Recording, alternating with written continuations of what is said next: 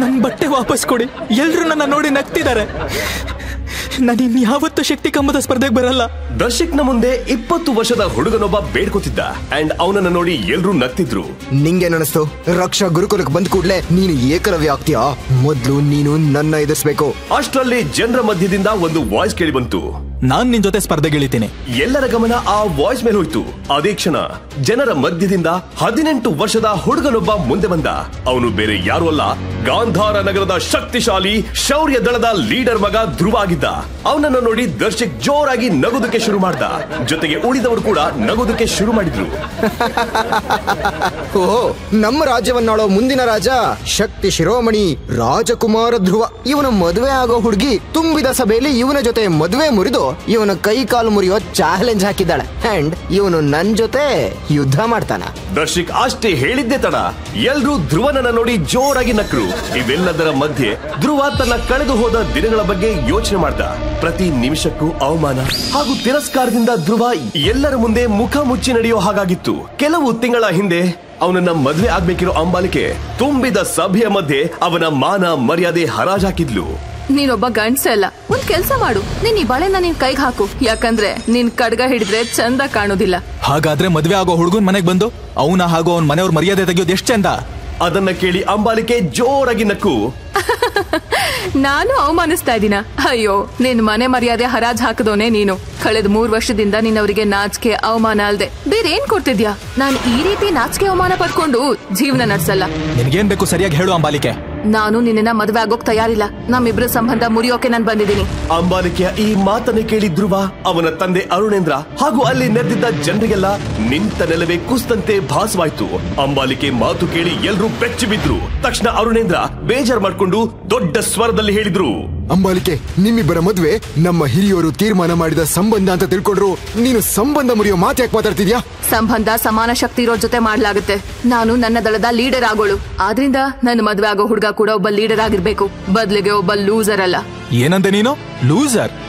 ನಾನ್ loser ಅಲ್ಲ. ಇದು ನಿನಗೂ ಪೂರ್ತಿ ಗಾಂಧಾರ ನಗರಕ್ಕೂ ಗೊತ್ತು.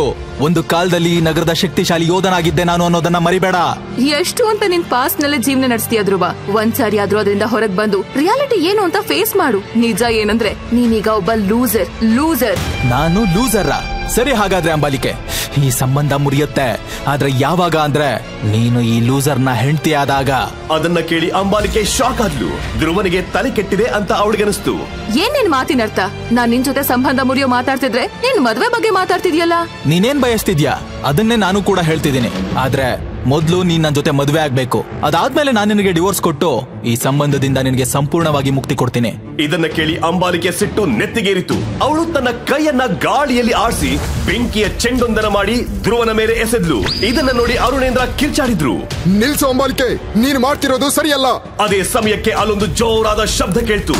ಧ್ರುವ ಸತ್ತೋಗ್ಬಿಟ್ಟ ಅಂತ ಎಲ್ರೂ ಯೋಚನೆ ಮಾಡಿದ್ರು. ಶಬ್ದದಿಂದ ಹೊಗೆ ಹೋದಾಗ ಅಲ್ಲಿ ಧ್ರುವ ನೆಟ್ಟಗೆ ನಿಂತಿದ್ದ. ಅವನ ಪಕ್ಕದಲ್ಲೇ ಅವನ ನೆರಳಾಗಿ ಧ್ರುವನ ಗೆಳತಿ ಇರಾ ನಿಂತಿದ್ಲು. ಅವಳು ಅಂಬಾಲಿಕೆಯಿಂದ ಧ್ರುವನನ್ನ ಬಚಾವ್ ಮಾಡಿದ್ಲು. ಅಂಬಾಲಿಕೆ, ನಿನ್ಗೇನ್ ಅನ್ನಿಸ್ತು? ನಿನ್ ಶಕ್ತಿಗೆ ಈ ಶೌರ್ಯ ದಳದಲ್ಲಿ ಪೈಪೋಟಿ ಯಾರು ಇಲ್ಲ ಅಂತಾನ? ಯುದ್ಧ ಮಾಡೋಕೆ ಅಷ್ಟೊಂದಿಷ್ಟ ಇದ್ರೆ ಬಾ, ಹೋಗೋಣ ರಣರಂಗಕ್ಕೆ. ಯಾರು ಶಕ್ತಿಶಾಲಿ ಅಂತ ಒಂದ್ ಕೈ ನೋಡೇ ಬಿಡೋಣ. ತಕ್ಷಣ ಇರಾ ತನ್ನೆರಡು ಕೈಗಳನ್ನ ಗಾಳಿಯಲ್ಲಿ ಅಲ್ಲಾಡಿಸಿದ್ಲು. ಅವಳ ಕೈಯಲ್ಲಿ ಒಂದು ಚಿನ್ನದ ಬಣ್ಣದ ಬೆಳಕು ಸೃಷ್ಟಿಯಾಯ್ತು. ಇನ್ನೇನವಳು ಅದನ್ನ ಅಂಬಾಲಿಕೆ ಮೇಲೆ ಪ್ರಯೋಗ ಮಾಡೋಕೆ ಹೊರಟಾಗ ಅರುಣೇಂದ್ರ ಜೋರಾಗಿ ಕಿರ್ಚಾಡ್ದ. ಸಾಕು, ನಿಲ್ಸಿ, ಇದು ನನ್ನ ಮನೆ, ಯುದ್ಧ ಭೂಮಿ ಅಲ್ಲ. ಅವರು ಇರಾ ಕಡೆ ಒಂದು ಕಣ್ ಸನ್ನೆ ಮಾಡಿ ಅವಳನ್ನ ಕಂಟ್ರೋಲ್ ಮಾಡಕ್ ಹೇಳಿದ್ರು. ಅದನ್ನ ಅರ್ಥ ಮಾಡ್ಕೊಂಡ ಇರಾ ತನ್ನ ಪ್ರಯೋಗವನ್ನ ನಿಲ್ಸಿ ಧ್ರುವನನ್ನ ಕರ್ಕೊಂಡು ಒಂದ್ ಕಡೆ ನಿಂತ್ಲು. ಇದೇ ಸರಿಯಾದ ಸಮಯ ಅಂತ ಅಂಬಾಲಿಕೆ ಧ್ರುವನ ಕಡೆ ನೋಡಿ ಹೇಳಿದ್ಲು. ಎಷ್ಟು ದಿನ ಅಂತ ಹೀಗೆ ಹುಡುಗಿರ ಹಿಂದೆ ಅಡ್ಗೆ ಕೂತ್ಕೋತಿಯ ಧ್ರುವ? ನೋಡು, ಇದೇ ನಿನ್ ನಿಜವಾದ ಸ್ಥಿತಿ. ಇದೇ ಕಾರಣಕ್ಕೆ ನನ್ನ ನಿನ್ ಜೊತೆ ಮದುವೆ ಆಗಲು ಇಷ್ಟಪಡಲ್ಲ. ನನ್ನನ್ನು ಕಾಪಾಡ್ಕೊಳ್ಳೋ ತಾಕತ್ತಿಲ್ಲದ ವ್ಯಕ್ತಿ ನನ್ನನ್ನ ಹಾಗೂ ನನ್ನ ದಳದ ರಕ್ಷಣೆ ಹೇಗ್ ಮಾಡ್ತಾನೆ? ಅದನ್ನ ಕೇಳಿ ಧ್ರುವ ತನ್ನ ಹಲ್ಲುಗಳನ್ನ ಕಚ್ಚೋಕೆ ಶುರು ಮಾಡ್ತಾನೆ. ಅವನಿಗೆ ಮನಸ್ಸಲ್ಲಿ ಅಂಬಾಲಿಕೆ ಹಲ್ಲು ಮುರಿಬೇಕು ಅಂತ ಅನಿಸ್ತಿತ್ತು. ಆದ್ರೆ ಧ್ರುವನ ಕೈ ಮೇಲೆ ಕೈ ಇಟ್ಟು ಸಮಾಧಾನ ಮಾಡ್ಕೊಳ್ಳೋಕೆ ಸನ್ನೆ ಮಾಡಿದ್ಲು. ಅಷ್ಟಕ್ಕೆ ನಿಲ್ಲಿಸದ ಅಂಬಾಲಿಕೆ ಅಂಬಾಲಿಕೆ. ಇವತ್ ನಿನ್ನ ಇರಾ ಸೇವ್ ಮಾಡಿದ್ಲು, ಆದ್ರೆ ಇದರಿಂದ ನನ್ ಮನ್ಸು ಬದಲಾಯ್ತು ಅಂತ ತಿಳ್ಕೊಳ್ಬೇಡ. ನಾನ್ ನಿನ್ನ ಮದ್ವೆ ಆಗಲ್ಲ ಅಂದ್ರೆ ಆಗಲ್ಲ. ಒಂದ್ ವೇಳೆ ನಿನಗೆ ನನ್ ಮದ್ವೆ ಆಗ್ಲೇಬೇಕಾದ್ರೆ ನೀನು ನನ್ನನ್ನ ಗಾಂಧಾರ ನಗರದ ಜನರ ಮುಂದೆ ಸೋಲಿಸ್ಬೇಕು. ಒಂದ್ ವೇಳೆ ನಾನ್ ಗೆದ್ರೆ ಈ ಮದ್ವೆ ನಡೆಯೋಲ್ಲ, ನೀನ್ ಗೆದ್ರೆ ನೀನೇನ್ ಬಯಸಿದ್ಯೋ ಅದೇ ನಡೆಯುತ್ತೆ. ನನ್ನ ಈ ಚಾಲೆಂಜ್ಗೆ ಒಪ್ಪಿಗೆ ಇದೆ ತಾನೇ? ಅಲ್ಲಿ ನೆರೆದಿದ್ದ ಎಲ್ರು ಅಂಬಾಲಿಕೆಯ ಚಾಲೆಂಜ್ ಕೇಳಿ ಬೆಚ್ಚಿ ಬಿದ್ರು. ಧ್ರುವ ಈ ಚಾಲೆಂಜ್ ಒಪ್ಕೊಳ್ಳಲ್ಲ ಅಂತ ಜನ ಪಿಸು ಪಿಸು ಮಾತಾಡೋಕೆ ಶುರು ಮಾಡಿದ್ರು.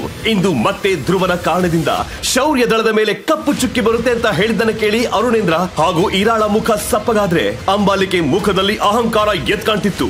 ಆಗ ಮೌನವಾಗಿದ್ದ ಧ್ರುವ ಹೇಳ್ದ, ನಾನ್ ನಿನ್ ಚಾಲೆಂಜ್ ನ ಒಪ್ಕೋತೀನಿ ಅಂಬಾಲಿಕೆ. ನಿನ್ ಈ ಅಹಂಕಾರವನ್ನ ನಾನು ಪೂರ್ತಿ ಗಾಂಧಾರ ಜನರ ಮುಂದೆ ಮಣ್ಣಲ್ಲಿ ಮಣ್ಣಾಡ ಹಾಕ್ತೀನಿ.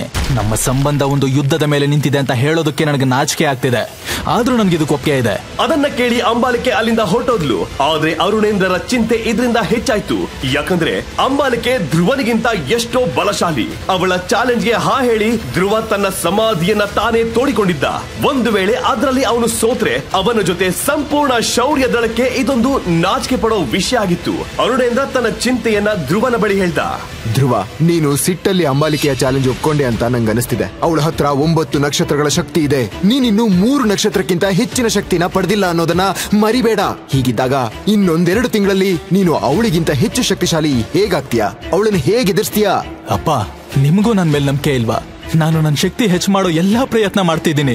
ನಿಮಗೂ ಗೊತ್ತು, ನಾನು ಮೊದ್ಲಿಂದ ಇಷ್ಟೊಂದು ಶಕ್ತಿಹೀನ ಆಗಿರ್ಲಿಲ್ಲ. ಧ್ರುವನ ಮಾತಲ್ಲಿ ಭಯ ಕಾಣ್ತಿತ್ತು. ಅದು ಅವನ ತಂದೆಗೆ ಗೊತ್ತಾಯ್ತು. ಒಳಗೊಳಗೆ ಧ್ರುವ ಯಾವ ಕಾರಣಕ್ಕೆ ಬೇಸರದಲ್ಲಿ ಇದ್ದಾನೆ ಅಂತ ಅವರಿಗೆ ತಿಳಿತು. ಸ್ವಂತ ತಂದೆ ಹಾಗೂ ಉಳಿದವರ ಮುಖದಲ್ಲಿ ತನಗಾಗಿ ಚಿಂತೆಯನ್ನು ನೋಡಿ ಧ್ರುವ ಅದನ್ನ ತಡೆಯಲಾಗದೆ ತನ್ನ ಅರಮನೆಯಿಂದ ಹೊರಗೋದ. ಅವನು ಹೊರಗೆ ಬಂದ ತಕ್ಷಣ ಜನರೆಲ್ಲ ಅವನನ್ನ ನೋಡಿ ಆಡ್ಕೊಳ್ಳೋಕೆ ಶುರು ಮಾಡಿದ್ರು. ನೋಡ್ರು, ಅಲ್ಲಿ ಹೋಗ್ತಿದ್ದಾರೆ ನಮ್ಮ ರಾಜ್ಯವನ್ನಾಳೋ ಮುಂದಿನ ರಾಜ, ಶಕ್ತಿ ಶಿರೋಮಣಿ ರಾಜಕುಮಾರ ಧ್ರುವ. ಅಯ್ಯೋ, ರಾಜಕುಮಾರನ ನಿಶ್ಚಿತಾರ್ಥ ಮುರಿದು ಬಿತ್ತು ಅಂತ ನಾನು ಕೇಳ್ಪಟ್ಟೆ. ಇವನನ್ನ ಮದ್ವೆ ಆಗೋ ಹುಡುಗಿ ಇವನ್ ಕೈ ಕಾಲ್ ಮುರಿಯೋ ಚಾಲೆಂಜ್ ಹಾಕಿದಾಳಂತೆ. ಮದ್ವೆ ಅದಾದ್ಮೇಲೆ ಮುರಿಯುತ್ತೆ. ಅದನ್ನ ಕೇಳಿ ಜನರೆಲ್ಲ ಜೋರಾಗಿ ನಗುದಕ್ಕೆ ಶುರು ಮಾಡಿದ್ರು. ಇಷ್ಟೆಲ್ಲ ಅವಮಾನವನ್ನು ಧ್ರುವನಿಗೆ ಸಹಿಸೋಕಾಗದೆ ಆತ ಊರಾಚೆ ಕಾಡಿನಲ್ಲಿರೋ ತನ್ನ ಅಮ್ಮನ ಸಮಾಧಿ ಬಳಿ ಹೋಗಿ ಸಮಾಧಿಯನ್ನ ಹಿಡ್ಕೊಂಡು ಅಳೋದಕ್ಕೆ ಶುರು ಮಾಡ್ದ. ನೋಡಿದ್ರ ಅಮ್ಮ, ಈ ಜಗತ್ತು ನನ್ನನ್ನ ಹೇಳಿ ಅಂತ ತಿಳ್ಕೊಂಡಿದೆ. ನಾನಿವತ್ತು ಒಬ್ಬಂಟಿ ಆಗ್ಬಿಟ್ಟಿದ್ದೀನಿ. ಇನ್ನು ನನ್ಗಿಲ್ಲಿರೋದಕ್ಕಾಗಲ್ಲ ಅಮ್ಮ. ನನ್ನನ್ನ ನಿನ್ನ ಹತ್ರ ಕರೆಸ್ಕೊಂಬಿಡಮ್, ಕರೆಸ್ಕೊ. ಅದೇ ಸಮಯಕ್ಕೆ ಒಂದು ನಿಗೂಢ ಧ್ವನಿ ಕೇಳಿ ಬಂತು. ಹತ್ತು ಬಿಟ್ರೆ ಸಮಸ್ಯೆಗೆ ಉತ್ತರ ಸಿಗಲ್ಲ ಧ್ರುವ. ಅದು ಅಲ್ಲದೆ ನಿನ್ನ ಹಣೆಯಲ್ಲಿ ಗೆಲುವು ಬರ್ದಿದೆ, ಸೋಲಲ್ಲ. ಆ ಧ್ವನಿ ಕೇಳಿದ ಕೂಡಲೇ ಧ್ರುವ ಶಾಕ್ ಆದ. ಅವನು ಅಳೋದನ್ನ ನಿಲ್ಸಿ ಭಯದಲ್ಲಿ ಹೇಳ್ದ, ಯಾರದು? ಯಾರಿದ್ದೀರಾ ಇಲ್ಲಿ? ಅಮ್ಮ, ಅಮ್ಮ ನೀವಾ? ಆಗ ಮತ್ತೆ ಆ ನಿಗೂಢ ಧ್ವನಿ ಹೇಳ್ತು, ನನ್ನ ಮಾತನ್ನ ಸರಿಯಾಗಿ ಕೇಳಿಸ್ಕೊ ಧ್ರುವ. ನೀನು ಶಕ್ತಿಹೀನನಲ್ಲ. ಆದಷ್ಟು ಬೇಗ ಈ ವಿಷಯ ನಿಂಗೆ ಹಾಗೂ ಗಾಂಧಾರ ನಗರಕ್ಕೆ ಗೊತ್ತಾಗುತ್ತೆ. ಅಮ್ಮ, ನೀವ್ ಯಾಕೆ ನನ್ ಮುಂದೆ ಬರ್ತಿಲ್ಲ? ನನಗ್ ನಿಮ್ಮನ್ನೊಮ್ಮೆ ನೋಡ್ಬೇಕು ಅನ್ನೋ ಆಸೆ. ನಿಮ್ಮ ತೋಳ್ಗಳಲ್ಲಿ ಅಳ್ಬೇಕು ಅಮ್ಮ. ನಿಮ್ಗೆ ಹೇಳೋ ವಿಷಯ ತುಂಬಾ ಇದೆಯಮ್ಮ. ಅದಕ್ಕೆಲ್ಲ ಇದು ಸಮಯ ಅಲ್ಲ ಧ್ರುವ. ಈಗ ನೀನು ನಿನ್ನ ಶಕ್ತಿಗಳನ್ನ ಹೆಚ್ಚು ಮಾಡಿಸ್ಬೇಕು. ಸರಿಯಾದ ಸಮಯ ಬಂದಾಗ ನಾವಿಬ್ರು ಖಂಡಿತ ಸಿಗೋಣ. ನನ್ ಶಕ್ತಿ ಹೇಗೆ ಹೆಚ್ಚಾಗುತ್ತಮ್ಮ? ನಾನು ನಿನಗೆ ಕೊಟ್ಟಿರೋ ಉಂಗುರದಿಂದ. ಅಮ್ಮನ ಮಾತನ್ನ ಕೇಳಿ ಧ್ರುವ ತನ್ನ ಕೈಯನ್ನು ನುಡಿದ. ಅವನ ಎಡಗೈಯಲ್ಲಿ ಅವನು ಒಂದು ಕಪ್ಪು ಬಣ್ಣದ ಉಂಗುರವನ್ನ ಧರಿಸಿದ್ದ. ಅದು ಅವನ ಅಮ್ಮ ಅವನಿಗೆ ಕೊಟ್ಟ ಕೊನೆಯ ಉಡುಗೊರೆಯಾಗಿತ್ತು. ಈ ಉಂಗುರದಲ್ಲಿ ಏನಿದ್ಯಮ್ಮ? ಆದ್ರೆ ಆ ನಿಗೂಢ ಧ್ವನಿ ಅದಾಗ್ಲೇ ನಿಂತಿತ್ತು. ಧ್ರುವ ಒಂದಿಷ್ಟು ಬಾರಿ ಅಮ್ಮನನ್ನ ಕರೆಯೋದಕ್ಕೆ ಟ್ರೈ ಮಾಡ್ದ, ಆದ್ರೆ ಅವನಿಗೆ ಯಾವ ಉತ್ತರನೂ ಸಿಕ್ಕಿಲ್ಲ. ಸಿಟ್ಟಲ್ಲಿ ಧ್ರುವ ತನ್ನ ಕೈಯಲ್ಲಿದ್ದ ಉಂಗುರವನ್ನ ತೆಗೆದು ನೆಲದ ಮೇಲೆ ಬಿಸಾಡ್ದ. ಅಷ್ಟರಲ್ಲಿ ಆ ಉಂಗುರದಿಂದ ಒಂದು ಬೆಳಕು ಬಂದು 4 ದಿಕ್ಕಿಗೆ ಹರಡಿತು. ಸ್ವಲ್ಪ ಸಮಯದಲ್ಲಿ ಬೆಳಕು ಕಡಿಮೆ ಆದಾಗ ಆ ಉಂಗುರದಿಂದ ಒಂದು ವೃದ್ಧನ ಆತ್ಮ ಹೊರಗೆ ಬಂತು. ಅದನ್ನ ನೋಡಿ ಧ್ರುವ ಕಿರುಚಾಡ್ದ. ಯಾರ್ ನೀನು? ನನ್ನ ಉಂಗುರದಲ್ಲಿ ಏನ್ ಮಾಡ್ತಿದ್ದೆ? ಅವನ ಮಾತನ್ನ ಕೇಳಿ ಆ ಆತ್ಮ ನಗೋಕೆ ಶುರು ಮಾಡಿ ಗಾಳಿಯಲ್ಲಿ ತೇಲಾಡೋಕೆ ಶುರು ಮಾಡ್ತು. ಸ್ವಲ್ಪ ಸಮಯ ಗಾಳಿಯಲ್ಲಿ ತೇಲಾಡಿದ ಮೇಲೆ ಧ್ರುವನ ಹತ್ತಿರ ಬಂದು ಹೇಳ್ತು, ನೀನು ಮುಂದೆ ಆಗಲಿರುವ ವ್ಯಕ್ತಿ ನಾನೇ, ಈ ಗಾಂಧಾರ ನಗರದ ಶಕ್ತಿಶಾಲಿ ವ್ಯಕ್ತಿ. ಹಾಗಾದ್ರೆ ಧ್ರುವನ ಉಂಗುರದಲ್ಲಿ ಅಡಗಿದ್ದ ವೃದ್ಧನ ಆತ್ಮ ಯಾರದ್ದು?